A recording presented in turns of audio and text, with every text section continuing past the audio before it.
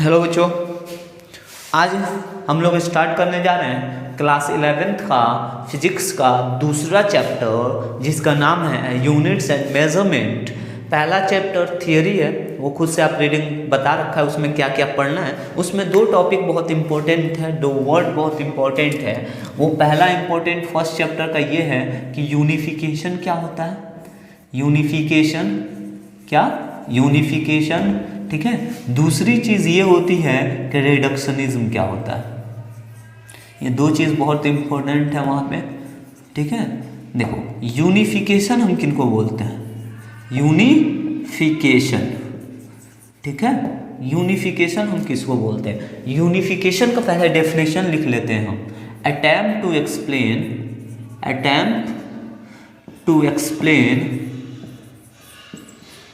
explain various attempt to explain various attempt to explain a various phenomenon attempt to explain a various phenomenon with few laws,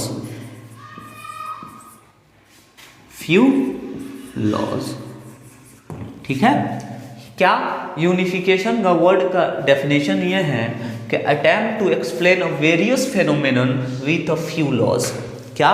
कि जो unification के बहुत एक छोटे से law से बहुत से चीज़ों को एक्सप्लेन कर देना, उनको हम यूनिफिकेशन कहते हैं। एक छोटे से लॉ से, जैसे एज फॉर एग्जाम्पल के लिए मैं आपको बताऊं, एग्जाम्पल के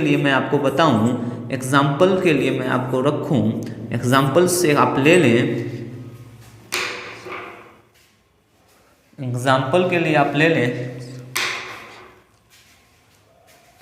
देखो, इतना मिस्टेक होता है हम लोगों को।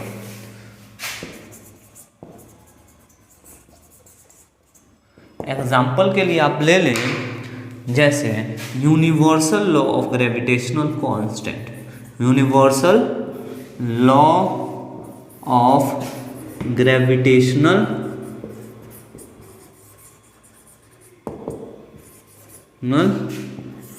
कांस्टेंट, ठीक है। Universal law of gravitational constant. Universal law of gravitational constant होता है क्या है? Universal law of gravitational constant को हम डिनोट करते हैं कैपिटल जी से, ठीक है। किससे डिनोट करते हैं? कैपिटल जी से। पहले ये चीज जानो, universal law of gravitational constant होता क्या है। Universal law of gravitational constant हमेशा दो ऑब्जेक्ट के बीच में लगता है। पहली बात, कहाँ लगेगा? हमेशा दो ऑब्जेक्ट के बीच में लगेगा। कहाँ लगेगा? दो ऑब्जेक्ट के बीच में लगेगा। जैसे मान के चलो, ये तुम्हारे पास एक मास वन, कोई भी ऑब्जेक्ट होगा उसके पास मास होगा, ठीक है। एक मास वन ऑब्जेक्ट है तुम्हारा, दूसरा मास टू ऑब्जेक्ट है, ठीक है। इन दो ऑब्जेक्ट के बीच में ही ग्रेविटेशनल कांस्टेंट लगता है, और इसके बीच के डिस्टेंस को हम डिनोट करते हैं आर से। आप डिनोट वैसे किसी भी चीज़ से कर सकते हो, X Y Z A B C D, कोई भी अल्फ़ाबेट से डिनोट कर सकते हो। अल्फ़ाबेट से क्यों डिनोट कर रहे हैं? रीज़न होना चाहिए। क्यों नहीं डिजिट्स ले रहे हैं? क्यों नहीं हम फिगर ले रहे हैं वहाँ पे? नोटेशंस का वर्ड क्यों, नोटेशंस क्यों नहीं ले रहे, सॉरी न्यूमरेशन क्यों नहीं ले रहे हैं, ठीक है।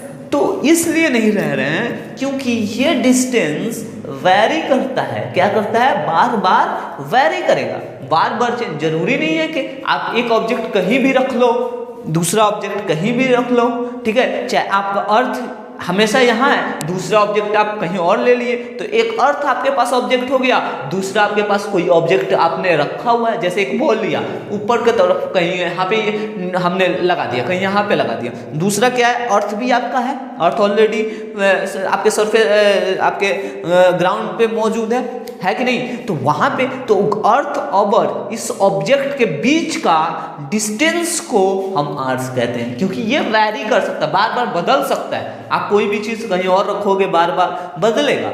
लेकिन मास वन और मास टू ऑब्जेक्ट का वेट ऑफ द ऑब्जेक्ट या मासेस ऑफ द ऑब्जेक्ट भी वैरी करेगा, ठीक है, क्या करेगा, इसलिए अल्फाबेट से मास 1 और मास 2 लिया है। तो मैं बताना ये चाह रहा हूं कि universal law of gravitational constant जी से डिनोट किया जाता है और ये हमेशा दो ऑब्जेक्ट के बीच में लगेगा, ठीक है।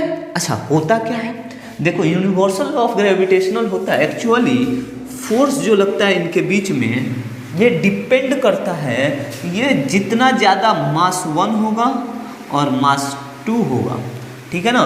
यानी फोर्स तुम्हारा डिपेंड करता है, देखो फोर्स तुम्हारा डिपेंड करेगा, डायरेक्टली प्रोपोर्शनल होता है मास 1 के, फिर फोर्स डायरेक्टली ही प्रोपोर्शनल होता है मास 2 के, और फिर फोर्स तुम्हारा इनवर्सली प्रोपोर्शनल होता है 1/r² के।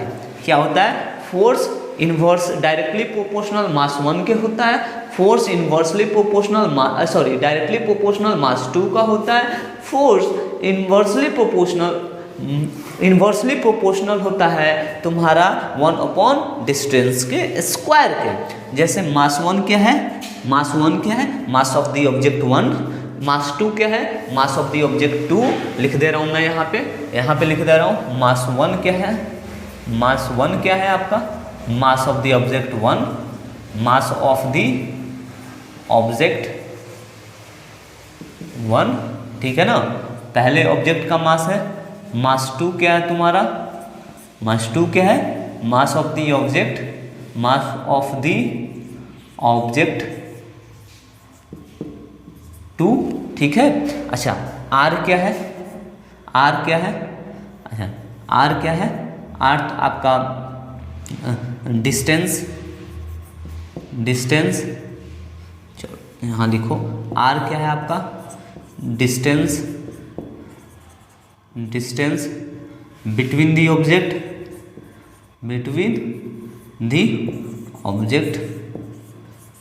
ठीक है। अच्छा, एफ क्या है आपका फोर्स, ठीक है, ये होता है एफ क्या है, मास 1, देखो फोर्स डायरेक्टली प्रोपोर्शनल होता है मास 1 के, फोर्स डायरेक्टली प्रोपोर्शनल होता है मास 2 के, फोर्स इनवर्सली प्रोपोर्शनल होता है r² के। जैसे इसका मतलब ये है, जितना ज़्यादा मास 1 उतना ज़्यादा फोर्स, जितना कम मास 1 उतना कम फोर्स, जितना ज़्यादा मास 2 उतना ज़्यादा फोर्स, जितना कम मास 2 उतना कम फोर्स, ठीक है। जितना ज़्यादा डिस्टेंस के स्क्वायर ज़्यादा उतना ही कम फोर्स, जितना कम डिस्टेंस के स्क्वायर कम उतना ही ज़्यादा फोर्स, ठीक है। अगर किसी चीज़ को इतना करीब रखे हो, ये एक ऑब्जेक्ट हो गया, ये ऑब्जेक्ट, इतना डिस्टेंस है तुम्हारा, ठीक है, कितना डिस्टेंस है, इतना डिस्टेंस है, ठीक है। तो इनके बीच में ज़्यादा फोर्स लगेगा कि ये दोनों चीज़ इतना पर रख दिया गया, ये ऑब्जेक्ट, अब ये एक ऑब्जेक्ट यहाँ रख दिया गया, इसमें ज़्यादा फोर्स लगेगा, तो हमेशा जो करीब रहेगा उसके पास में फोर्स लगेगा। तो जितना ज़्यादा कम डिस्टेंस उतना ही ज़्यादा फोर्स, जितना ज़्यादा फोर्स, ठीक है, जितना ज़्यादा डिस्टेंस का स्क्वायर उतना ही कम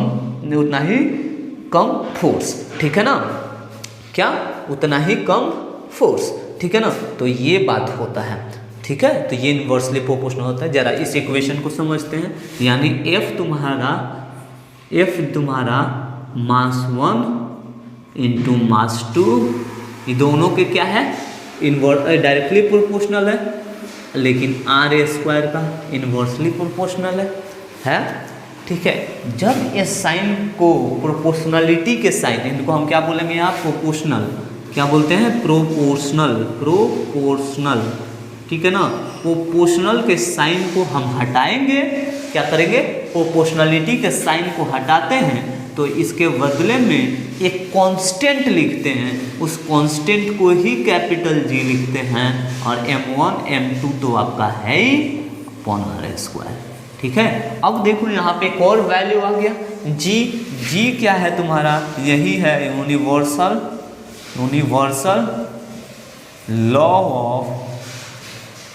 लॉ ऑफ ग्रेविटेशनल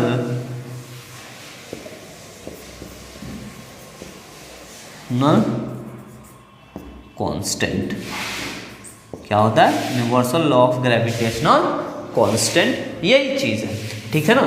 तो यहाँ पे देखो जी, अब यहाँ पे जी का वैल्यू आप निकाल सकते हो कैसे? ये आर स्क्वायर इधर जाएगा तो LHS साइड में इधर डिवाइड है तो उधर मल्टीप्लाई हो जाएगा, ठीक है ना। क्या हो जाएगा? मल्टीप्लाई हो जाएगा अपॉन ये क्या है? मास 1 है, इधर था तो इधर आके मल्टीप्लाई में था तो डिवाइड में हो जाएगा। m2 यानी g इज इक्वल टू बनता है f R square upon mass 1 into mass 2। ये फाइनली आपको मिलता है, ठीक है, ठीक है, ये होता है। अच्छा, बेसिकली हम यूनिफिकेशन समझ रहे थे यहाँ पे। तो यूनिफिकेशन का काम क्या होता है? Attempt to explain a various phenomena with a few laws, एक छोटे से लॉज से बहुत सारी चीज़ों को समझ लेना। तो छोटा सा लॉ हमने क्या लिया था एग्जाम्पल में? यूनिवर्सल ऑफ ग्रेविटेशनल कांस्टेंट, जिसका फॉर्मूला हमने यहाँ पे डिराइव किया था, ठीक है, डेरिवेशन किया था उसका। लेकिन यूनिवर्सल लॉ ऑफ ग्रेविटेशन देखो किस किस चीज़ को एक्सप्लेन करता है। यूनिवर्सल लॉ ऑफ ग्रेविटेशन आपको ग्रेविटेशनल कांस्टेंट आपको एक्सप्लेन करता है। ये एक्सप्लेन करता है आपको, एक्सप्लेन देखो किस किस चीज़ को करेगा। पहला एक्सप्लेन किया था कि नहीं किया था? Free fall of Apple, free fall of Apple, Apple का गिरना, आसानी से जमीन पे गिर जाना, फ्री फॉल, बिना डिस्टर्बेंस का गिर जाना। कौन एक्सप्लेन किया था? Universal law of gravitational constant किया था कि नहीं किया था? दूसरी चीज के motion of planet around the motion of the planet around the sun. दूसरा चीज motion of planet around sun. तीसरी चीज motion of satellite around planets, motion of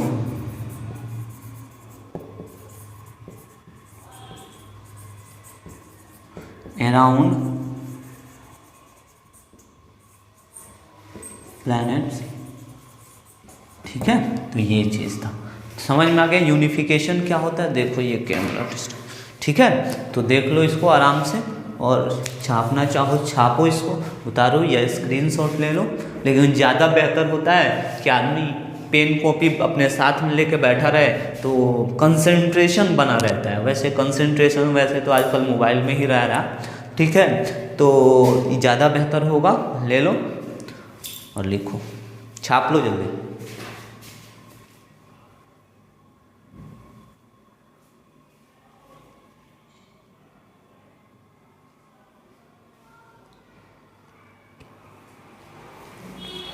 ठीक है, चलो मिटाएं, चलो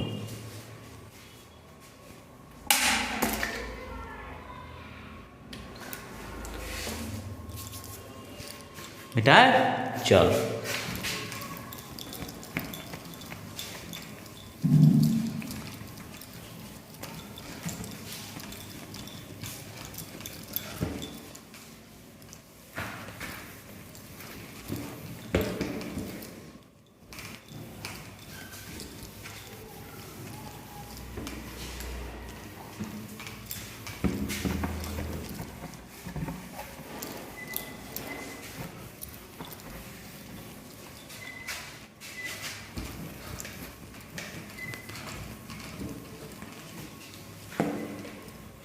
देखो कितना मेहनत करना पड़ रहा है। तुम लोग पढ़ो, अच्छे से पढ़ो।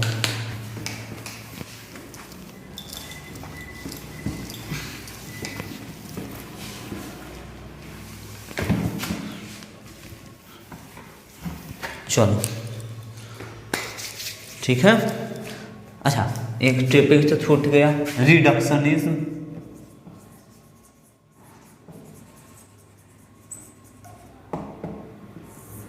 ठीक है, रिडक्शनिज्म क्या होता है? To study a large system. इसका डेफिनेशन में सिंपली इतनी बात लिखो, to study a large system. क्या? To study a large system.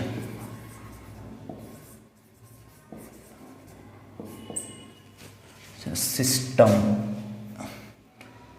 ठीक है, large system, to study a large system.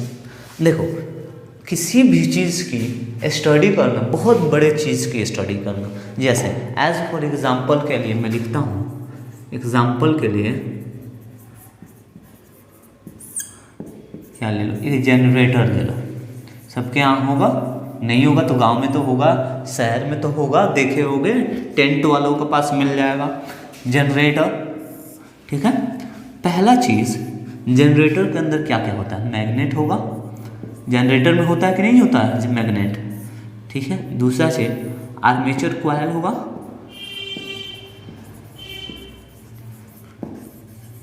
Coil होगा। तीसरी चीज आर्मेचर कॉइल के बाद क्या हो सकता है, उसमें तुम्हारा आर्मेचर कॉइल स्प्लिट रिंग होता है, ठीक है ना, रिंग होता है। तो देखो रिडक्शनिज्म होता है कि रिडक्शन, देखो सिंपली सोचो ना, कौन सी टर्म है रिडक्शन, मतलब क्या होता है, काट काट के छोटे छोटे हिस्से, मतलब रिडक्शन कम कर करके, ठीक है ना। तो एक बड़ा सिस्टम अगर जनरेटर ले रहे हो, तुम बड़ा सिस्टम क्या ले रहे हो, जनरेटर ले रहे हो, तो उसके छोटे छोटे सिस्टम्स कौन से हुए, ये हुआ मैग्नेट हुआ, आर्मेचर कॉइल हुआ, स्प्लिट रिंग हुआ। तो इन छोटे छोटे सिस्टम को, इन छोटे छोटे सिस्टम का स्टडी करना, that is known as reductionism.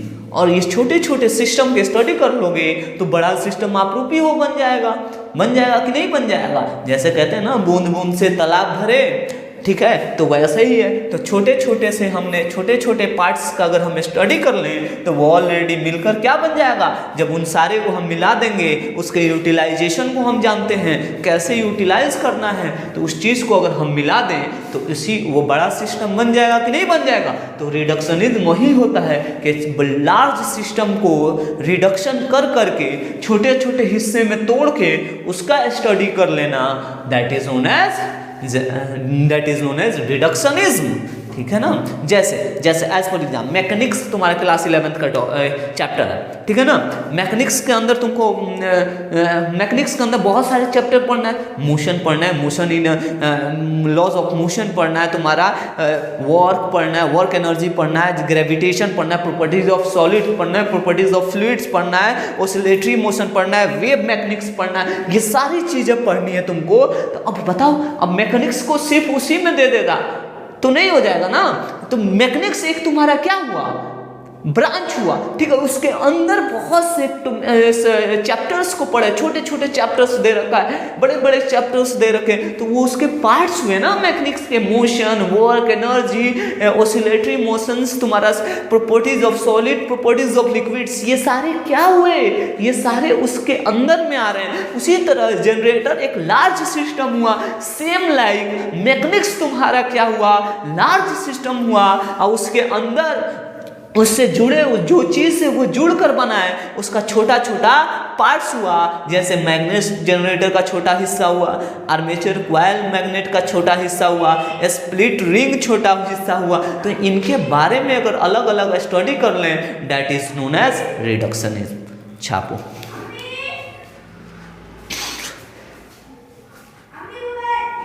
ठीक है, मिटाएं, चलो।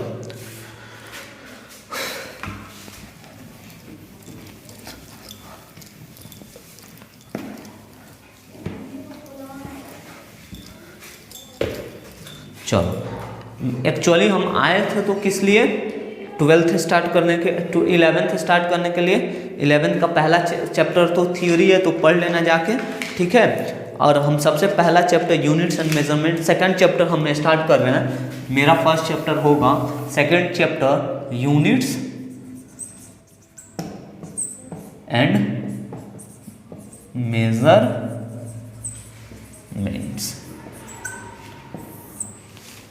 ठीक है। यूनिट्स एंड मेजरमेंट के अंदर सबसे पहला चीज़ हम देखेंगे, ठीक है, क्लास चैप्टर 2 है, class units and measurement 2 chapter है, सेकंड चैप्टर है, ठीक है, किसका? 11th क्लास का फिजिक्स, ठीक है। एनसीईआरटी बुक के रिगार्डिंग हम पढ़ेंगे, कोई टॉपिक नहीं छोड़ेंगे, हर चीज़ कराएंगे। नीट के अकॉर्डिंग जितने भी क्वेश्चंस आ चुके हैं वो भी हम सॉल्व करेंगे, ठीक है। हर एक चीज़ करेंगे, ठीक है। आईआईटी में पूछे जाने वाले सवाल भी हम सोल्व करेंगे और वो भी करेंगे, हर एक चीज़ करेंगे। बस बात यह है जरा एडवांस बोर्ड नहीं है हमारे पास, हाथ से लिख के पढ़ाना है, रुमाल से उसको मिटाना है, यही है बस है। लेकिन कंटेंट वही रहेगा जो वो लोग देते हैं, उससे में कमी नहीं होगा। हो सकता है मेरा तरीका अलग हो पढ़ाए बताने का और समझाने का, उन लोगों का तरीका, बस इसमें डिफरेंसेस होगा। लेकिन कंटेंट आपको वो भी मिलेगा जो कोटा में मिल रहा है, वो भी मिलेगा जो पटना में मिल रहा है, सारे कंटेंट्स यहाँ मिलेंगे। आप मिला लेना जाकर कॉपी से, मेरा किसी भी कंटेंट्स चाहे एलियंस का हो चाहे किसी भी हो, ठीक है, वहाँ से मिलाना, तो वो सारी चीज़ें पढ़ाई जाएगी आपको, ठीक है।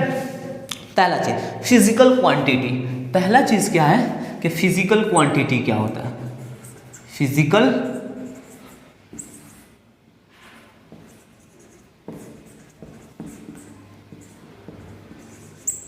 फिजिकल क्वांटिटीज क्या होता है, ठीक है।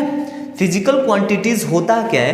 Quantities which can be measured by an instrument, quantities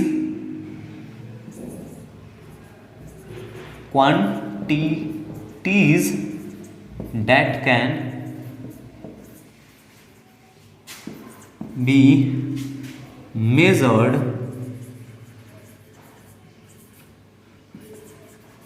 by an instrument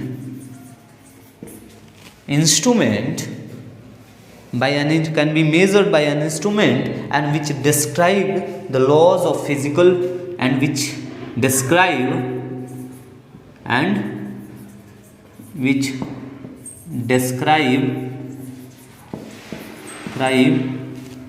the laws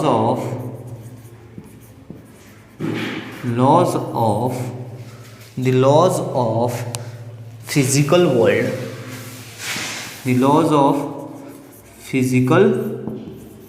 world, ठीक है। देखो थियोरी के साथ साथ हम बढ़ेंगे, ये नहीं कि सिर्फ हम न्यूमेरिकल बता रहे हैं और सब हो रहा है, ऐसा कुछ नहीं, ठीक है ना।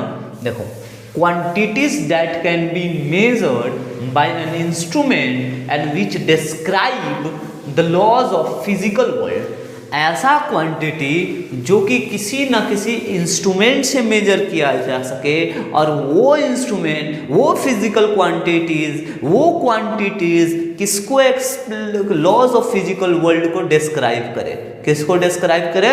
लॉज ऑफ फिजिकल वर्ल्ड को डिस्क्राइब करे। कोई भी क्वांटिटीज जो कि तुम्हारा क्या है, जैसे एक बेंच तुम्हारा क्वांटिटीज हो, कोई भी क्वांटिटीज ले लो जिसका हम मेजरमेंट करेंगे किसके जरिए? किसी इंस्ट्रूमेंट के लिए। जैसे शुगर है तुम्हारे पास, क्वांटिटीज हो गया शुगर, चीनी जो खाते हो, ठीक है ना, जो टेबल शुगर की बात कर रहा हूँ मैं, ठीक है। तो जो चीज़ तुम खाते हो जैसे क्वांटिटीज है तुम्हारा शुगर, उसका मेजरमेंट कैसे करोगे तुम? तराजू से करोगे, डिजिटल मशीन्स है उनसे उनका इस्तेमाल करोगे, इंस्ट्रूमेंट होगा, वो सारी चीज़ें इंस्ट्रूमेंट हुआ ना। जैसे अगर तुमको टेबल को नापना है तो स्केल के मदद से लोगे, या बाई फुट लोगे, बाई पाम लोगे, ये सारी चीज़ें तुम करोगे कि नहीं करोगे? बाई फिंगर हो सकता है। तो वो इंस्ट्रूमेंट के जरिए किसी भी क्वांटिटीज़ को मेजरमेंट करना और वो डिस्क्राइब करे physical, the laws of physical world, उनको हम कहते हैं फिजिकल क्वांटिटीज़। और ये देखो physical quantities, types of physical quantities. अब आता है कि टाइप्स ऑफ फिजिकल क्वांटिटीज़ क्या होता है, ठीक है। पहला पॉइंट ये था, दूसरा पॉइंट ये types of physical quantities, types of physical quantities, ठीक है ना। टाइप्स ऑफ फिजिकल क्वांटिटीज क्या कितने होते हैं तुम्हारे? पहला टाइप्स ऑफ फिजिकल क्वांटिटीज कौन से होते हैं? पहला फंडामेंटल फिजिकल क्वांटिटी क्या होता है? फंडामेंटल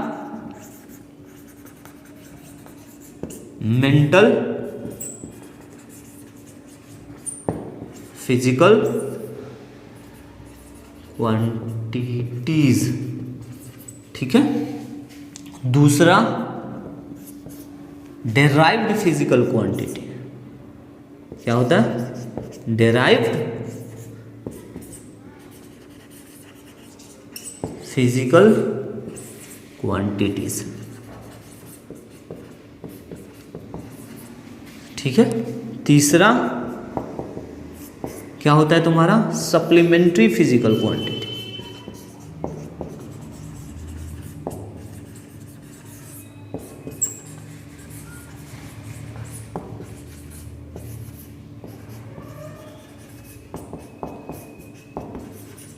ठीक है।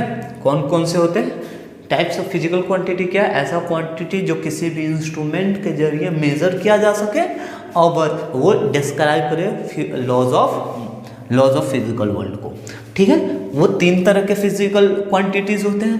पहला फंडामेंटल फिजिकल क्वांटिटीज, अभी बताऊंगा, सबको एक्सप्लेन करूंगा, सबको डेफिनेशन दूंगा, कुछ नहीं छूटेगा, ठीक है। Derived physical quantities. तीसरा सप्लीमेंट्री फिजिकल क्वांटिटीज। आया समझ में? सबसे पहला चीज फंडामेंटल फिजिकल क्वांटिटीज क्या होता है, which do not depends on any other physical quantities. पहला चीज, पहला समझते हैं, हेडिंग डालें, फंडामेंटल फिजिकल, अब फिजिकल क्वांटिटी को पी क्यू से डिनोट करूंगा, ठीक है।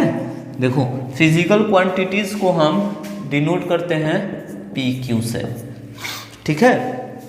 अच्छा पहला चीज, अच्छा फिजिकल क्वांटिटीज का एक फॉर्मूला भी होता है, लिख लो, P Q is equal to N multiply U, ठीक है ना। एन क्या है, पी क्यू तो समझ में आ रहा है तुम लोगों को, क्या है फिजिकल क्वांटिटीज। एन होता है न्यूमेरिकल वैल्यू, क्या होता है, न्यूमेरिकल वैल्यू। यू क्या होता है, यू क्या होता है तुम्हारा यूनिट्स और कंपाउंड कह सकते हो, यूनिट, यू फॉर यूनिट, ठीक है, या इसी को कंपाउंड भी कह सकते हो,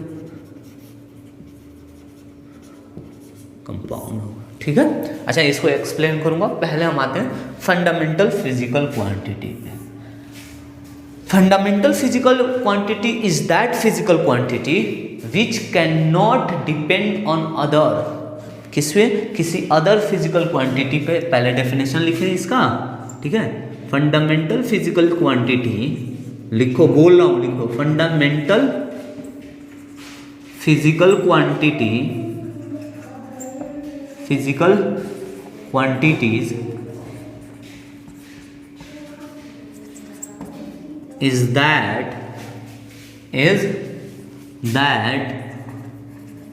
which not depend on other physical quantities, ठीक है।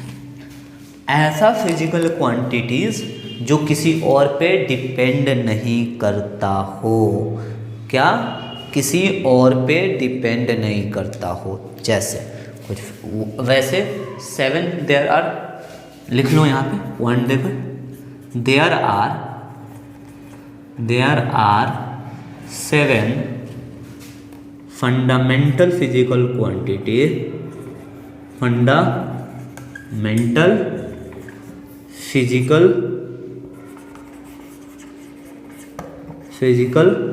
quantities, there are 7 fundamental physical quantities which do not depends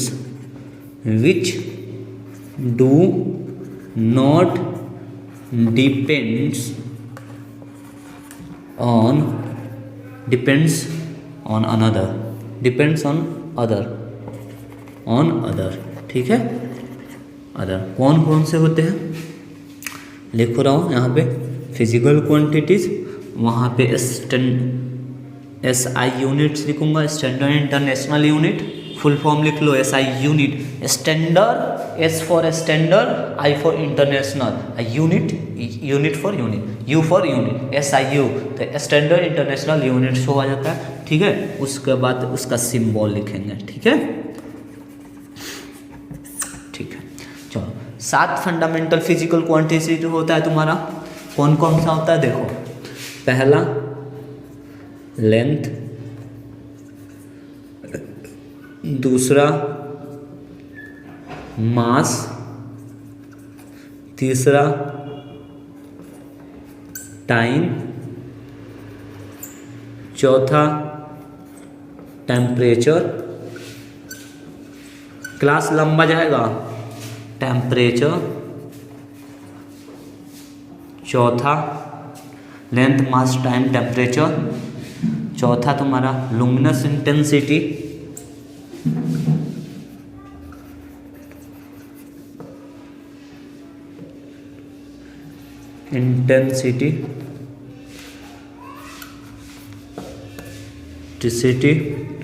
छठा लुमिनस इंटेंसिटी, छठा तुम्हारा लुमिनस इलेक्ट्रिक करंट,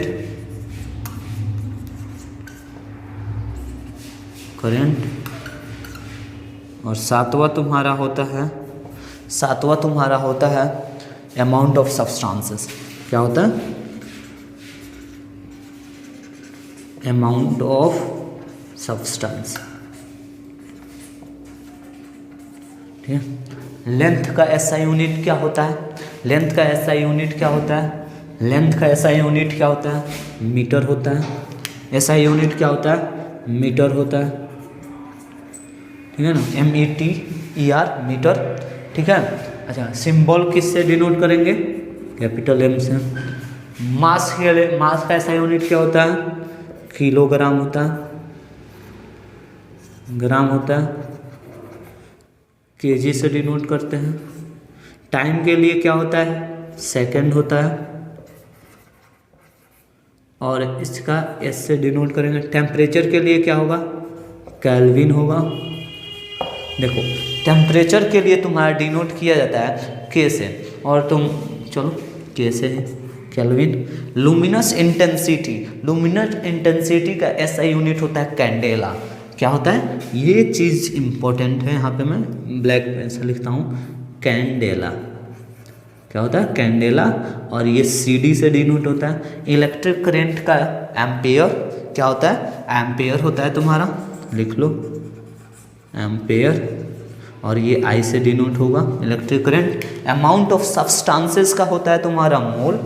क्या होता है? यहाँ ये भी इम्पोर्टेंट है, मोल, ठीक है, मोल। और इसको किससे डिनोट किया जाएगा तुम्हारा? MOL, सेम से, लेकिन स्पेलिंग देखना, MOL, ठीक है। तो ये हुआ तुम्हारा 7 फंडामेंटल फिजिकल क्वांटिटीज। कौन कौन सा? Length, mass, time, temperature, luminous intensity, electric current और amount of substances. SI unit क्या होगा? इसका मीटर होगा, इसका किलोग्राम होगा, इसका सेकंड होगा, इसका केल्विन होगा, इसका कैंडेला होगा, इसका इलेक्ट्रिक करंट का एम्पेयर होगा, अमाउंट ऑफ सब्सटेंस का मोल होगा। सिंबल, मीटर के लिए सिंबल कैपिटल M इस्तेमाल करेंगे, और किलोग्राम के लिए केजी इस्तेमाल करेंगे, सेकंड के लिए S इस्तेमाल करेंगे, केल्विन के लिए K इस्तेमाल करेंगे, कैंडेला के लिए CD इस्तेमाल करेंगे, एम्पेयर के लिए I इस्तेमाल करेंगे, ठीक है। या एम्पेयर के लिए करंट है तो A भी इस्तेमाल कर सकते हो, ठीक है ना। तो A भी इस्तेमाल करते हैं। मोल, अमाउंट ऑफ सब्सटेंस के लिए मोल और MOL इस्तेमाल कर सकते हैं। तो ये 7 फंडामेंटल फिजिकल क्वांटिटीज है, जो कि क्या होता है? किसी और फंडामेंटल फिजिकल क्वांटिटी पे डिपेंड नहीं करता है, ठीक है। सीधा सवाल आता है, राइट, बोर्ड्स में भी सवाल आता है, what is the fundamental physical quantity, right the rights its example, ठीक है। तो लिख दोगे fundamental physical quantity is that quantity which can not depend on other physical quantities as for there are 7 fundamental physical quantity, length, mass, time, temperature, क्या amount of substances, electric current, ठीक है। ये 7 ऐसे फंडामेंटल फिजिकल क्वांटिटीज होते हैं जो कि किसी और पे डिपेंड नहीं करते हैं सारा चीज़, ठीक है। तो ये हुआ तुम्हारा पहला यूनिट्स एंड मेजरमेंट। वो होता है फिजिकल क्वांटिटीज। क्या होता है? Quantities that can not be measured by that can be measured by an instrument and which describe the laws of physical world, ठीक है। फिजिकल क्वांटिटीज का फॉर्मूला होता है n multiply u, numerical n for numerical value तुम्हारा कुछ भी हो सकता है, u फॉर यूनिट्स या एक कंपाउंड भी बोलते हैं। टाइप्स ऑफ फिजिकल क्वांटिटीज कितने होते हैं? 3 फिजिकल क्वांटिटीज होता है तुम्हारा। एक होता है फंडामेंटल फिजिकल क्वांटिटीज, दूसरा होता है डेराइव्ड फिजिकल क्वांटिटीज, और तीसरी जो होती है तुम्हारा सप्लीमेंट्री फिजिकल क्वांटिटी, जिसमें से पहला हमने देख लिया क्या होता था, फंडामेंटल फिजिकल क्वांटिटीज। किसको कहते हैं? Fundamental physical quantities that which not depend on other physical quantities, ठीक है। वैसे 7 फंडामेंटल फिजिकल क्वांटिटीज होता है। कौन को 7 फंडामेंटल फिजिकल क्वांटिटीज होता है, ठीक है, जो कि do not depends on other physical quantities. यहाँ एक और अदर फिजिकल क्वांटिटीज, ठीक है। बच्चे होशियार हो गए हैं आजकल के जनरेशन के, सब समझ जाएंगे, ठीक है। फिजिकल क्वांटिटीज, जैसे फिजिकल क्वांटिटीज कौन सा है? Length, mass, time, temperature, luminous intensity, electric current, amount of substances, ठीक है। इनका ऐसा यूनिट दे रखा है, इनका सिंबल दे रखा है। चलो छापो, स्क्रीनशॉट लो इसका जल्दी से।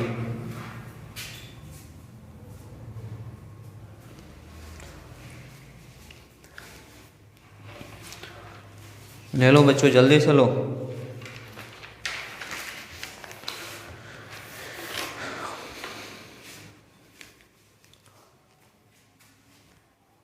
हो गया? दिखाई दे रहा है? मिटाया जाए? चलो मिटाते हैं, ठीक है।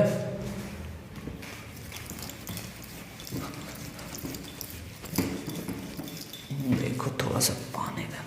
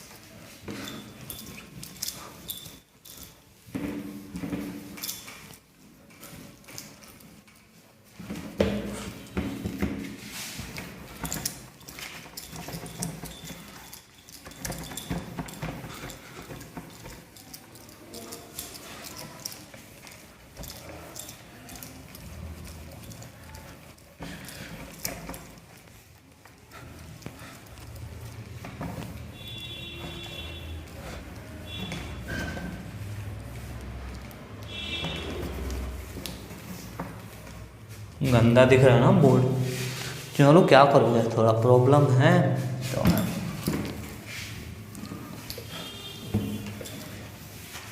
इसको काट के हटा देंगे वीडियो से, ये ना मिटाने वाला। चलो दूसरा तुम्हारा कितना फिजिकल क्वांटिटीज थे, यहाँ लिखता हूँ। पहला फंडामेंटल फिजिकल क्वांटिटीज था तुम्हारा। दूसरा फंडामेंटल फिजिकल क्वांटिटी के बाद क्या होगा? Derived physical quantity.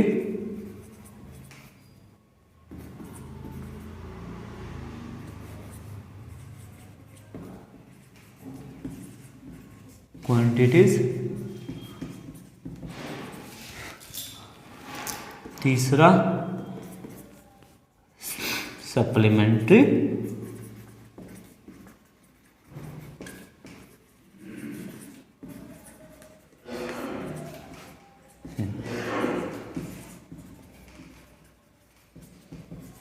क्वांटिटीज, ठीक है। जिसमें फंडामेंटल फिजिकल क्वांटिटीज हो चुका है। अब आते हैं सेकंड पे, ठीक है, डेराइव्ड फिजिकल क्वांटिटीज पे। ठीक है, किस पे आ रहा है, सेकेंड हेडिंग डालो, डेराइव्ड फिजिकल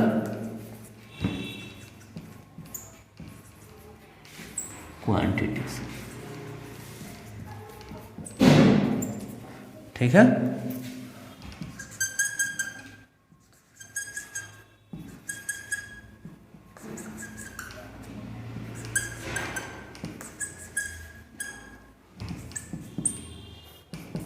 थोड़ा अट्रैक्टिव भी लगना चाहिए, ऐसा नहीं बोर्ड भले बेकार है लेकिन पढ़ेंगे अच्छे से। ठीक है बच्चों, चलो डिराइव्ड फिजिकल क्वांटिटीज क्या होता है, which are made up of fundamental physical quantity, the quantity which depends on, देखो ऐसे लिखो इसका डेफिनेशन, ठीक है, डेफिनेशन क्या होगा इसका, डिराइव्ड फिजिकल क्वांटिटी का definition, derived physical quantities are that quantities derived physical quantities are that quantities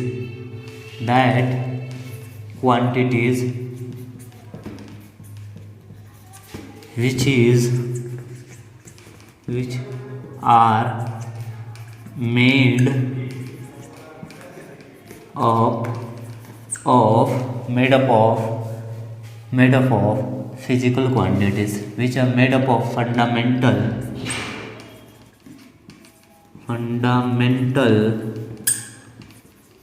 physical quantities।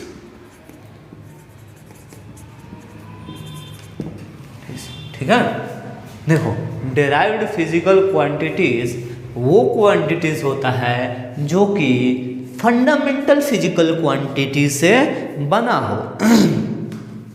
जैसे एज फॉर एग्जाम्पल के लिए ले लो, एग्जाम्पल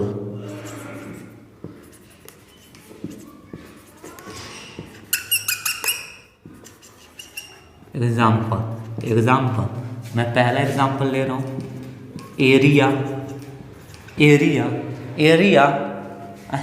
का ऐसा यूनिट क्या होता है, ऐसा यूनिट क्या होता है, मीटर स्क्वायर।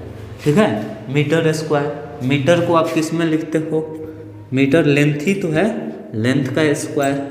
ठीक है ना, जरा देखो बाबू, देखो ये लेंथ क्या है तुम्हारा, लेंथ क्या है तुम्हारा, लेंथ क्या है, चाहिए मीटर क्या है तुम्हारा, मीटर क्या है, मीटर क्या है तुम्हारा, मीटर क्या हुआ, तो ये एरिया तुम्हारा जो हुआ, एरिया जो हुआ ये तुम्हारा डेराइव्ड फिजिकल क्वांटिटी हो गया, डेराइव्ड फिजिकल क्वांटिटीज हो गया, फिजिकल क्वांटिटीज हो गया, क्वांटिटीज हो गया। ठीक है ना, क्या हुआ, डिराइव्ड फिजिकल क्वांटिटी। और देख लो डिराइव्ड फिजिकल क्वांटिटी किससे बना हुआ है, किससे बना हुआ है, किससे बना हुआ है, किससे बना हुआ है, फंडामेंटल फिजिकल क्वांटिटी से, फंडामेंटल फिजिकल क्वांटिटी से बना हुआ है, किससे बना हुआ है, किससे बना हुआ है, फंडामेंटल फिजिकल क्वांटिटी से बना हुआ है, किससे बना हुआ है, फंडामेंटल फिजिकल क्वांटिटी से। अगर मीटर स्क्वायर हटा दें तो एरिया का कोई अस्तित्व हुआ, एरिया का अगर लेंथ हटा दें तो एरिया का कोई अस्तित्व होगा, एरिया कुछ समझा जाएगा। सेम लाइक ऐसे जैसे साइन थीटा जब तक थीटा रहता है तब तक साइन का मतलब मालूम होता है, जब थीटा हटा तो साइन का भी, थीटा साइन और थीटा इसका मतलब तो होता है, लेकिन साइन के साथ अगर थीटा नहीं है तो साइन का कोई मतलब नहीं होता है। उसी तरह एरिया जब मीटर है तो एरिया का मतलब है, अगर लेंथ है तो एरिया का मतलब है। अगर लेंथ हटा दिया जाए, मीटर्स हटा दिया जाए तो क्या होगा, आपके सामने है डेराइव्ड फिजिकल क्वांटिटी, कुछ नहीं होगा। तो derived physical quantity is nothing without fundamental physical quantities. लिख लो, ये आसिफ सर का पॉइंट्स है, ये किसी बुक में नहीं मिलेगा आपको, ठीक है। लिख लो, derived physical quantities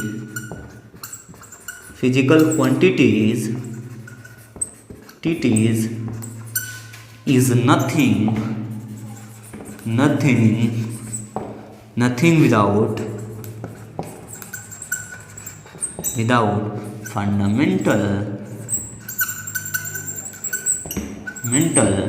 physical quantities।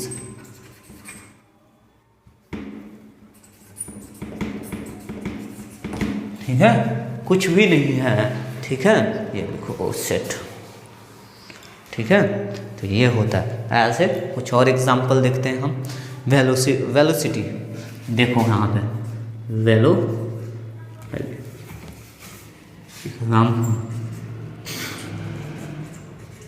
Example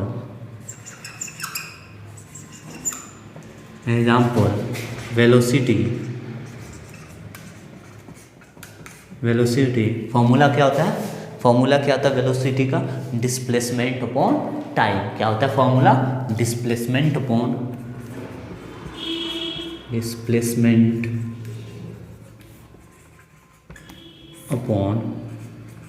time. क्या होता है? Displacement upon time. डिस्प्लेसमेंट क्या है आपका? एक डिस्टेंस ही तो है। जरा मैं इस बात को भी समझा दूँ, डिस्प्लेसमेंट और डिस्टेंस में क्या फ़र्क है? डिस्प्लेसमेंट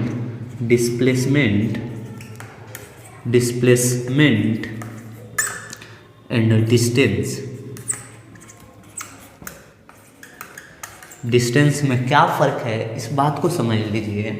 डिस्प्लेसमेंट और डिस्टेंस में क्या, पहले सुनो फिर लिखना चालू करना। पहले सुनो, डिस्प्लेसमेंट एंड डिस्टेंस में क्या फ़र्क है?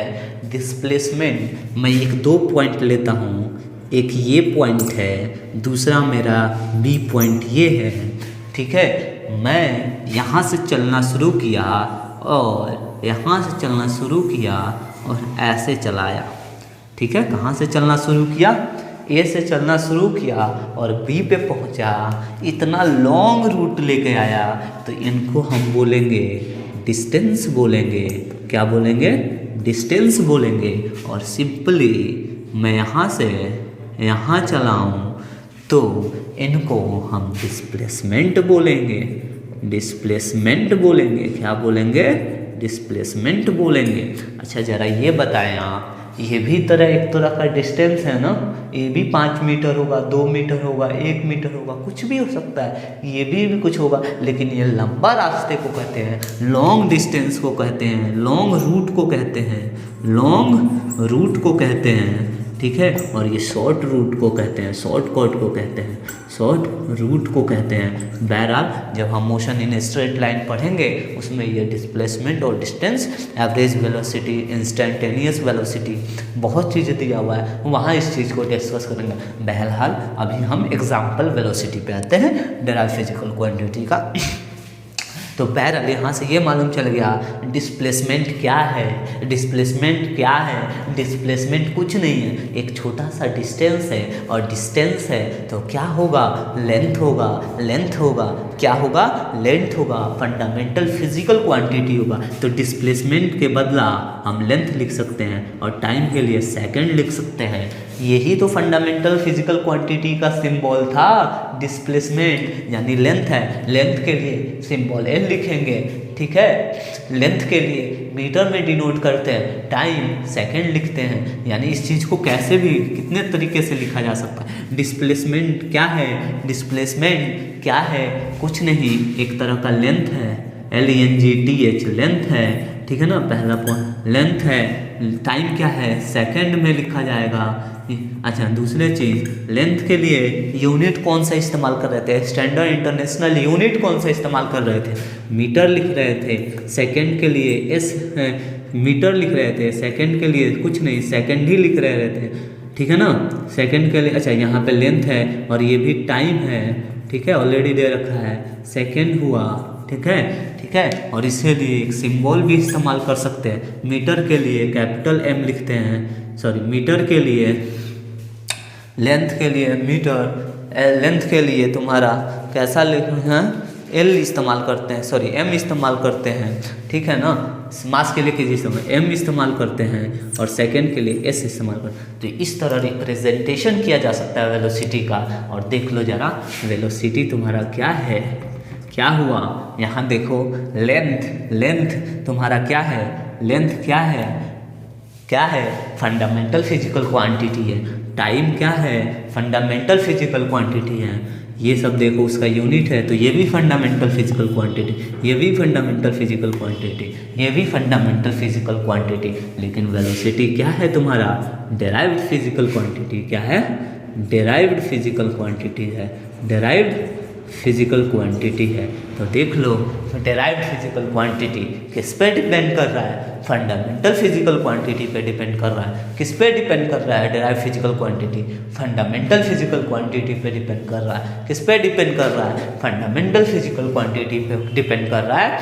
तो derived physical quantities, fundamental physical quantities हो गया, डेराइव्ड फिजिकल क्वांटिटी हो गया, ठीक है। Derived physical quantities, derived physical quantities are that quantities which are made up of fundamental physical quantities. Example area, जैसे मीटर स्क्वायर, लेंथ स्क्वायर हुआ, ठीक है। मीटर और लेंथ हमारा फंडामेंटल फिजिकल क्वांटिटी हो, तो क्या हुआ, डेराइव्ड फिजिकल क्वांटिटीज हो गया। तो derived physical quantity is nothing without fundamental physical quantities, और ये भी उसका एग्जाम्पल रहा, ठीक है। जैसे उसी तरह वॉल्यूम हो गया, वॉल्यूम मीटर क्यूब होता है। एक और एग्जांपल ले लेते हैं, ठीक है ना। एग्जांपल थर्ड ले लो, ठीक है ना। एग्जांपल अगर मैं वॉल्यूम लेता हूँ, एग्जांपल क्या लेता हूँ, वॉल्यूम लेता हूँ, तो वॉल्यूम को मीटर क्यूब, उसका ऐसे यूनिट क्या होता है, मीटर क्यूब। और मीटर क्या है तुम्हारा, कुछ नहीं है, फंडामेंटल फिजिकल क्वांटिटी है तुम्हारा। लेकिन वॉल्यूम क्या है, डेराइव्ड फिजिकल क्वांटिटी है। फिर देखो डेराइव्ड फिजिकल क्वांटिटी किस पे डिपेंड किया, किस पे डिपेंड किया, फंडामेंटल फिजिकल क्वांटिटी पे, ठीक है। ये छापो, छापो जल्दी से छापो, आगे बढ़ते हैं, ठीक है। दिख रहा है,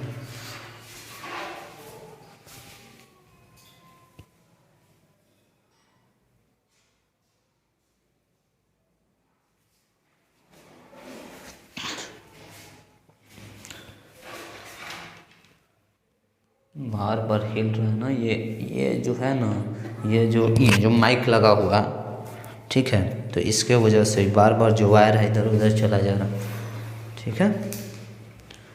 चलो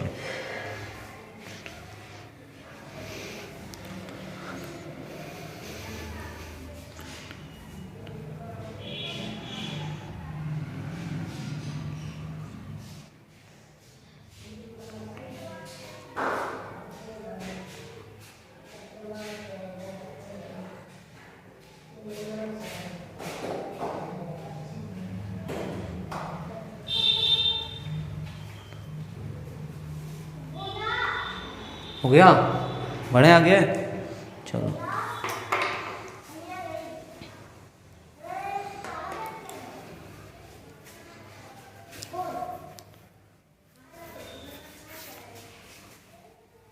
कहाँ गया ये,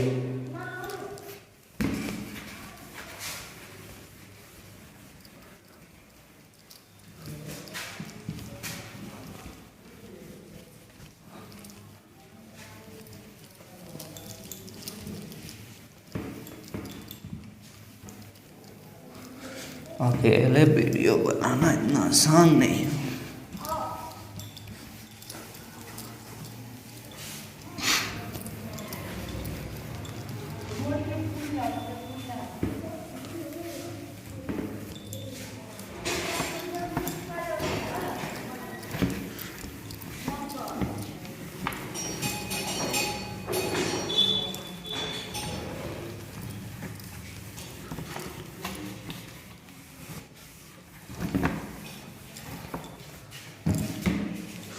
चलो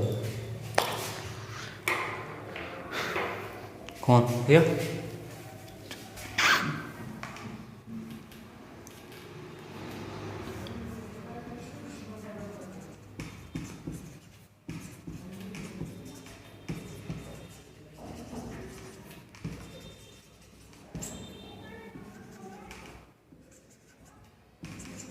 तुम स्किप करके देख लेना, ठीक है?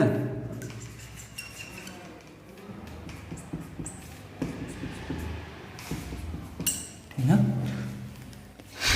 क्या क्या पढ़ लिए इसमें? पहला चीज फिजिकल क्वांटिटीज पढ़ लिए,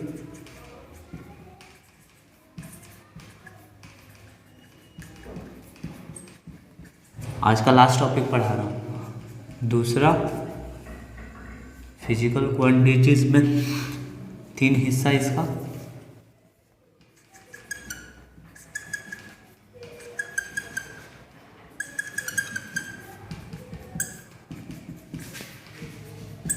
इसका 3 हिस्सा कौन कौन सा था? पहला फंडामेंटल,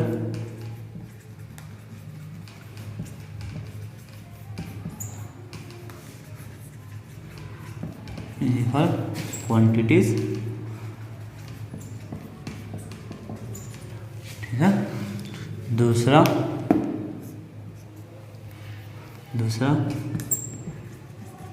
डेराइव्ड फिजिकल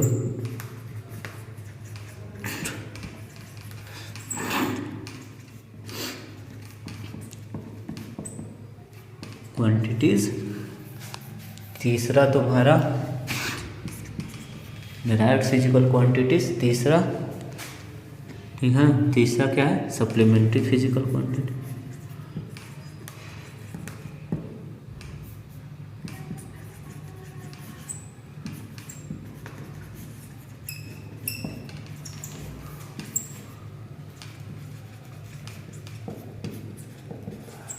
ठीक है, ये 3 हुआ तुम्हारा, ठीक है? जिसमें से तुम फंडामेंटल फिजिकल क्वांटिटी पढ़ लिए, डिराइव्ड फिजिकल क्वांटिटी पढ़ लिए, अब आ जा supplementary physical quantity.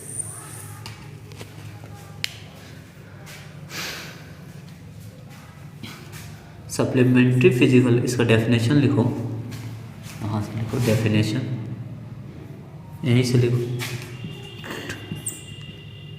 Definition.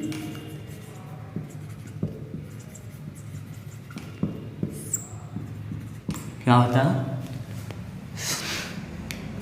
Dimensionless. Supplementary physical are quantities are dimensionless. क्या होता है? देखो डेफिनेशन इसका क्या लिखोगे? लिख लो, एंगल और अ प्लेन एंगल के बारे में पढ़ना होता है। इसका सॉलिड एंगल, ठीक है? एंगल और प्लेन एंगल के बारे में पढ़ना पड़ता है इसमें, सॉलिड एंगल, ठीक है? देखो डेफिनेशन नहीं है इसका, क्या लिखोगे? सुन, इट इज अ डायमेंशनलेस, लिख लो, it not depend on other physical quantities,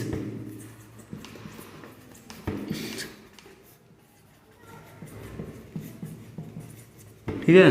क्या होता है? It not depend on other physical quantities, किसी और फिजिकल क्वांटिटीज पे डिपेंड नहीं करता। इसमें 2 पढ़ना है, एक पढ़ना है तुमको एंगल, या इसी को हम एक और नाम से भी जानते हैं प्लेन एंगल, ठीक है ना? ठीक है, पढ़ लेते हैं पहले इसी को। देखो एंगल और प्लेन एंगल में क्या है? देखो ये होता है एक सर्कुलर चीज लिए, ठीक है? ये जो तुम्हारा होगा इसको हम थीटा बोलते हैं। क्या बोलते हैं? हो सकता है कोई भी, थीटा का मतलब वो ऐसा एंगल है जो वेरिएबल एंगल है, वो कितना भी हो सकता है। हमने आपका मेजरमेंट थोड़ी ना किया है। ऐसे एंगल के बारे में पढ़ना, इसका अगर थीटा निकालना है तुमसे पूछ ले कि ये थीटा कितना होगा, तो अब इसका फॉर्मूला होता है तुम्हारा आर्क बाई, क्या होता है? Arc by radius. क्या फॉर्मूला होता है? Arc by radius. ये ही बस इसमें यही एंगल, यही एंगल है ना, इसको एंगल को कैसे हम फाइंड करें यही बताया गया इसमें सप्लीमेंट्री फिजिकल क्वांटिटीज में, कि एंगल को फाइंड करना है, यानी थीटा को फाइंड करना है। तो थीटा कैसे फाइंड होता है? Arc by radius. तुम्हारा अगर दिया है आर्क दिया है 500 और रेडियस दिया है 250, तो 2 एंगल कितना होगा? 2 डिग्री होगा, ठीक है ना? तो ऐसे क्वेश्चन देता है। अगर एंगल को यहाँ पे रेडियन बोलते हैं, क्या बोलते हैं? रेडियन बोलते हैं। क्या बोलते हैं? रेडियन बोलते हैं। इसका रेडियन यूनिट होता है इसका, और रेड सिंबल होता है। रेडियन ये क्या हुआ, इसका यूनिट हो गया तुम्हारा, और तुम्हारा RAD रेड क्या हो गया, इसका सिंबल हो गया। ठीक है, ये चीज़। उसी तरह तुम्हारा सॉलिड एंगल, दूसरा क्या पढ़ना है, दूसरा यहीं पढ़ा रहा हूँ। ठीक है, दूसरा क्या पढ़ना है तुम्हारा, सॉलिड एंगल क्या होता है, दूसरा होता है सॉलिड एंगल। क्या होता है? Solid angle. ठीक है, अच्छा यहाँ पे एक और चीज़ जान जाओ, 360 = 2 पाई रेडियन होता है। 360 तुम्हारा 2 पाई रेडियन होता है, रेड होता है। ठीक है, यानी अगर तुमको 260 तो पाई कितना हो जाएगा तुम्हारा, 180 तुम्हारा हो जाएगा पाई रेडियन के बराबर, और 90 तुम्हारा हो जाएगा π/2 रेड के बराबर। ठीक है ना, रेड के बराबर। तो ये बहुत रेडियन के बराबर होता है। ठीक है ना, ये यानी 2 पाई अगर लिखा है तो 360 डिग्री होगा, पाई रेड लिखा है तो 180 डिग्री होगा, 90 के लिए π/2 होगा। देख लो, यूनिटरी मेथड लगा के बनाया गया इस चीज़ को। ठीक है ना, ये बहुत इंपॉर्टेंट चीज़ है। ठीक है ना, और सॉलिड एंगल में आ जाओ। सॉलिड एंगल में कुछ नहीं है। सॉलिड एंगल में तुम्हारा क्या है कि मान के चलो, सॉलिड मतलब अगर हम ऐसे लें, ये हुआ तुम्हारा एक कोण हुआ तुम्हारा। ठीक है ना, क्या हुआ, एक कोण हुआ तुम्हारा।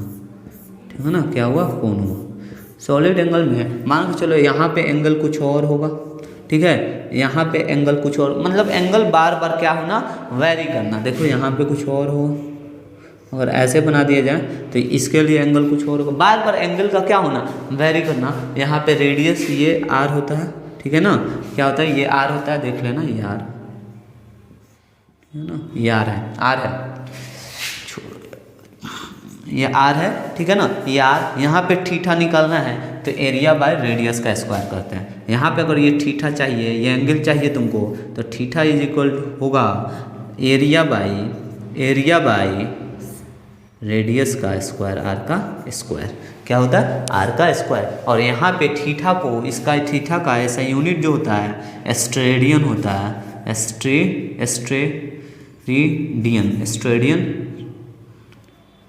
देख लेना स्पेलिंग, स्टेरेडियन होता है। ठीक है ना, ये क्या होता है, स्टेरेडियन। और इसका सिंबल क्या होता है, स्टेरेडियन का ये यूनिट हो गया तुम्हारा, unit of theta, unit steradian in solid angle, और थीटा यूनिट रेडियन इन एंगल और अ प्लेन एंगल। ठीक है, और इसका सिंबल जो होगा वो होगा तुम्हारा SD होगा। सिंबल क्या होगा तुम्हारा, SD होगा। ठीक है ना, ये क्या होगा, सिंबल होगा। ठीक है, इतना ही था यहाँ पे। ठीक है, चलो आज का हुआ लेक्चर तुम्हारा फिनिश। कल से हम डायमेंशन पढ़ेंगे कि डायमेंशन किसी चीज़ का कैसे निकालते हैं। ठीक है, कल के क्लास में तुम्हारा क्या रहेगा, डायमेंशन रहेगा। ठीक है, all the very best. Please like, subscribe and share.